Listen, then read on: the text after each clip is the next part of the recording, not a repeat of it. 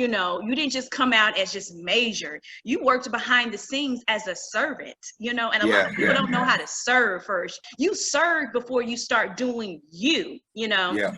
And so I want to bring it back, that church boy, because you have a lot of wisdom, you have a lot of inspiration in you. And where does that come from? Well, it's the reality is, I did start in the church, and the church is definitely my pedigree. I can't shake it. They used to call me choir boy. In my because whenever I did sing in choirs, I was the one that ended up having to get the solo because I was too loud. And but my cousin on my dad's side, my brother's cousin, he nicknamed me choir boy after the Five Heartbeats, and which is one of my favorite movies. But and so I just kind of owned it because I used to hate my real name. My real name is Major, and I hated my name because it was like, it wasn't normal like everybody else. You know, when we get older, we start embracing these things because we can take it. But I was major pain, major minor, major league, and all that stuff. And I was just like, yo, why didn't I have a regular name? And my mom, you know, of course, let me know why she named me Major, but she waited until I was about to graduate, that she prayed that I would make a major impact on the world. And that was as a result of her getting pregnant with me at what was considered an inconvenient time. She was about to finish college, and, you know, she's like, I have a kid out of wedlock. I'm embarrassed, you know, the pressure of society, how society judges, but doesn't realize that society has made mistakes too. But it's convenient to call somebody else's mess out and not your own. And so she considered abortion. On her way to the abortion clinic, the tire goes flat. 2 weeks later, heading back to try to, you know, just rid herself of the shame, a different tire completely busted in nearly the same spot. So the testimony is that the child that she decided to have, you know, she said, God, if I name him Major, I just pray that he makes a major impact. Because I was a kid that she recommitted her life to Christ, you know, that pregnancy. And so, you know, it's all purpose for me.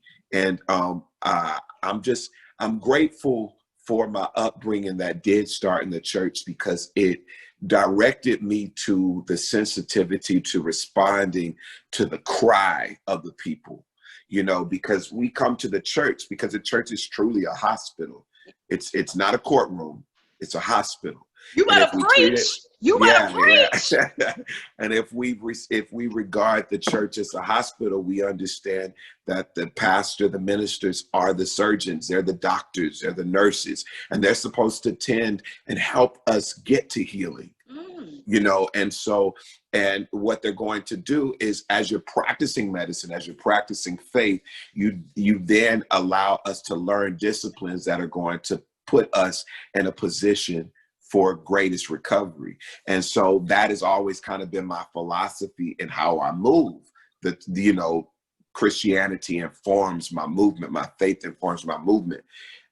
So I used to be gospel, you know, that's what I thought I was supposed to do, because I was studying all this music at these top music schools.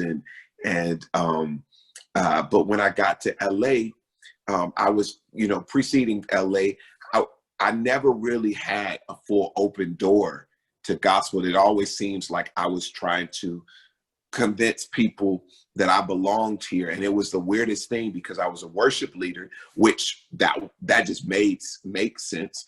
But the career part, it just never fully opened that way. And so I get to LA, I sing at this Christmas R&B Live Christmas special. And the host at the time, Chris Spencer, was like, you're about to take over this city. And I was like, me?